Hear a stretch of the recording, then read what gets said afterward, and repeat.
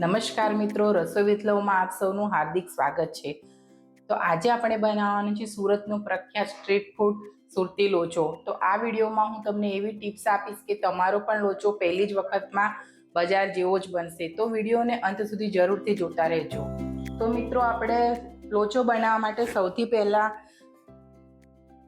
દાળ લેવાની છે। તો એના માટે મેં અહીંયા આ વાડકીના માપથી 1 વાડકી જેટલી દાળ લીધી હતી। એ પલાળીને સારી રીતે ધોઈ લીધી છે અને એમાં 1 ચમચી જેટલી અડદની દાળ ઉમેરી છે। દાળને સારી રીતે ધોવી ખૂબ જ જરૂરી છે, નહીં તો આપણી દાળમાંથી વાસ આવશે। મેં આ દાળને ધોઈને સારી રીતે ચોખ્ખી કરી લીધી છે। હવે આપણે આ દાળને પીસવાની છે।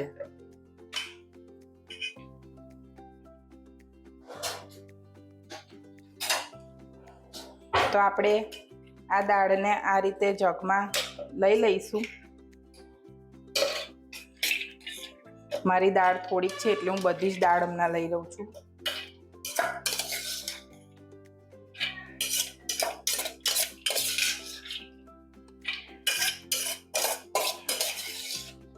મિત્રો, રેસીપી દરમિયાન જે પણ ટિપ્સ બતાવે ખૂબ જ જરૂરી હોય છે, તો વિડીયોને અંત સુધી જરૂરથી જોતા રહેજો। અડધેથી વિડીયો સ્કીપ ના કરશો।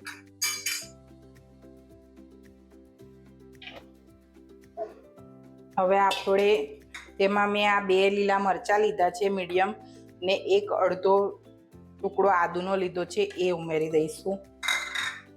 અને થોડું ખોફાળું પાણી લીધું છે, એ મેં આમાં ઉમેરીશ અને આપણે દાળને પીસી લઈશું।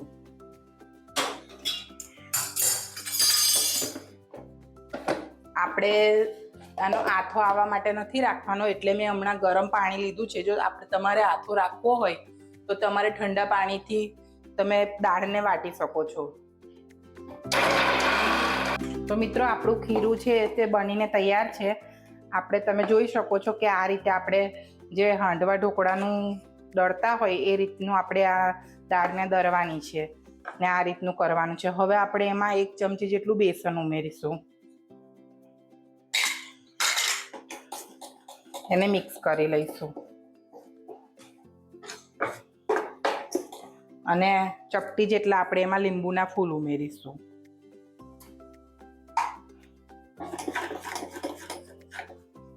સ્વાદ પ્રમાણે મીઠું ઉમેરી દઈશું।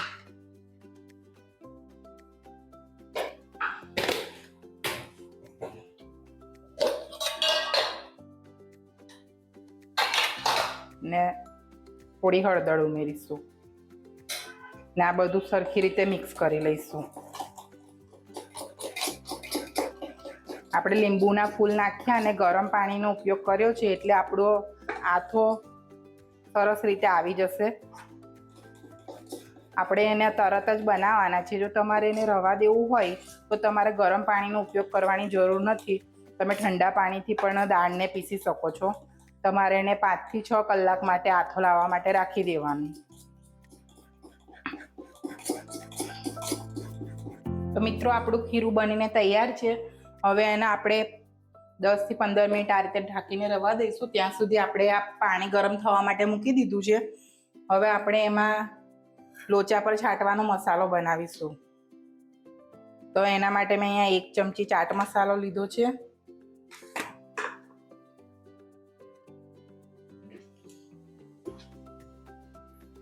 અડધી ચમચી જેટલો સંચળ પાવડર લઈશું,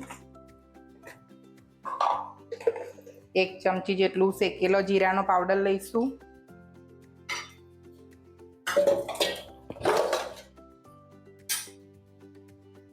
ને 1 ચમચી જેટલું આપણે એમાં મરચું લઈશું ને આ બધુંને સરખી રીતે મિક્સ કરી લઈશું।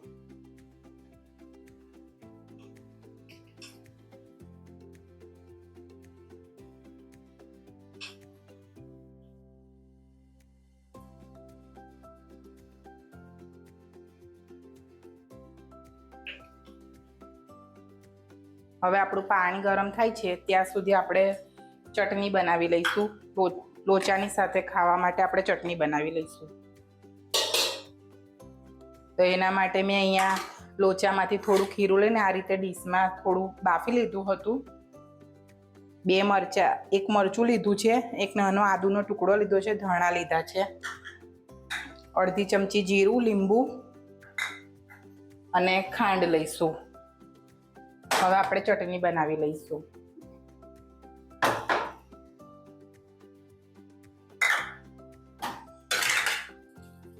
તો ચટણી બનાવવા માટે આપણે અહીંયા ધાણા, આદુ અને મરચાંને મિક્સ કરી દઈશું અને એમાં અડધી ચમચી જીરું લીધું છે એ ઉમેરી દઈશું અને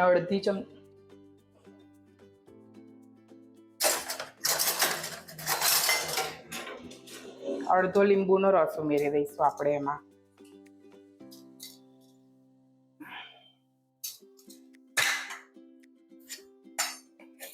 અને 2 ચમચી જેટલી ખાંડ ઉમેરીશું.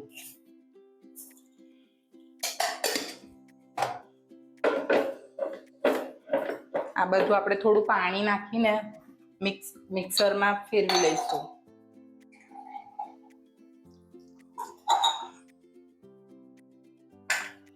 થોડું પાણી નાખીને આપણે એને મિક્સરમાં ફેરવી લઈશું.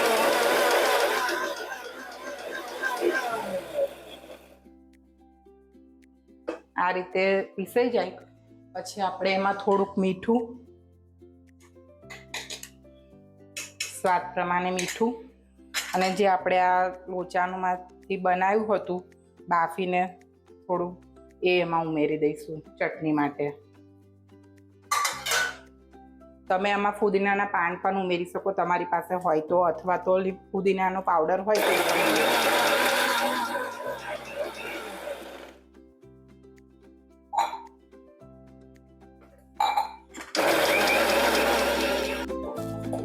તો મિત્રો આપણું ખીરું થઈ ગયું છે તૈયાર.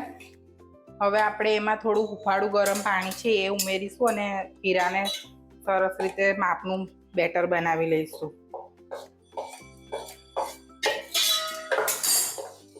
બહુ જાડું નહીં ને બહુ પતલું નહીં એવું આપણે ખીરું રાખવાનું છે લોચો બનાવવા માટે.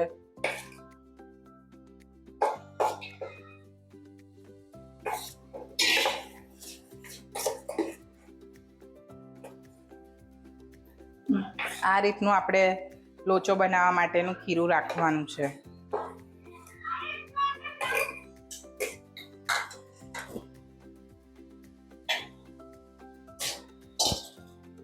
હવે આપણે આ ખીરાને એક તપેલીમાં લઈ લઈશું. હવે આ જે ખીરું છે એમાં આપણે ચપટી જેટલો સોડા નાખીશું અને ખીરાને સરસ રીતે હલાવી લઈશું.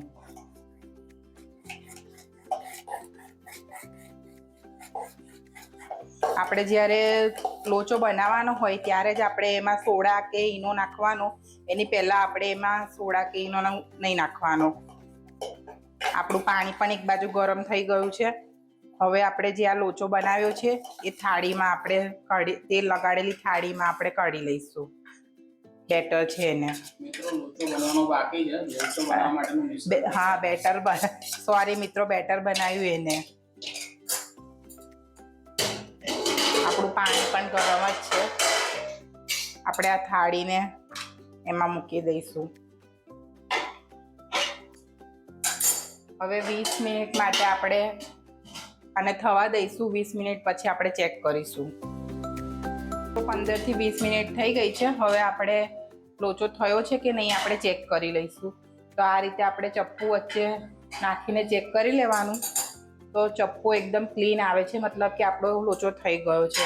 સોરી મિત્રો, આપણે મૂકતી વખતે એમાં લોચાનો મસાલો નાખવાનું ભૂલી ગયા હતા. તો હું પાછળથી એમાં મસાલો નાખ્યો હતો અને એ શૂટ કરવાનું ભૂલી ગયા છે એના માટે. હવે આપણે આ થાળી કાઢી લઈશું.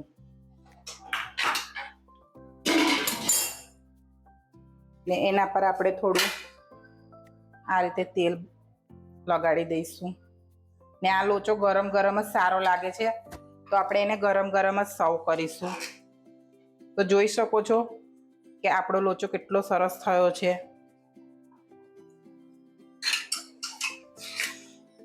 ને આ લોચો આ રીતે એકદમ નરમ જ હોય છે.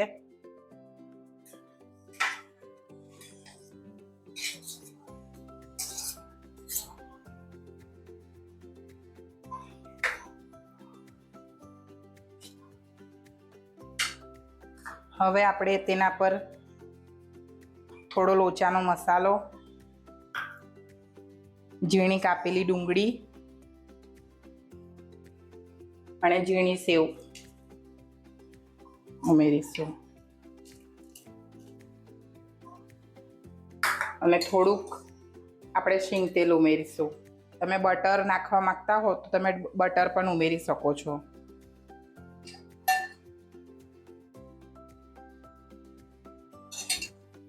તેની સાથે આપણે આ જે ચટણી બનાવી હતી એ સર્વ કરી છે. તો તૈયાર છે આપણો સુરતી લોચો. તો તમે પણ આ રીતે ઘરે બનાવશો લોચો મારી રીતથી, તો તમારો પણ લોચો પહેલી જ વારમાં સરસ બનશે. તો મિત્રો, તમને અમારી આજની આ લોચાની રેસીપી કેવી લાગી એ કોમેન્ટમાં જરૂરથી જણાવજો અને ઘરે જરૂરથી ટ્રાય કરજો. અને અમારો વિડીયો ગમ્યો હોય તો અમારા વિડીયોને એક લાઇક કરી દેજો અને તમારા મિત્રોને પરિવાર સાથે શેર કરજો. અને અમારી ચેનલમાં નવા હોવ તો અમારી ચેનલને સબસ્ક્રાઇબ કરી દો અને બાજુમાં આપેલ બેલ આઇકન દબાવી દો, જેથી અમારી આવનારી રેસીપી સૌથી પહેલાં તમને જોવા મળે. તો ફરીથી મળીશું એક આવી જ નવી મજેદાર રેસીપી સાથે. ત્યાં સુધી આવજો.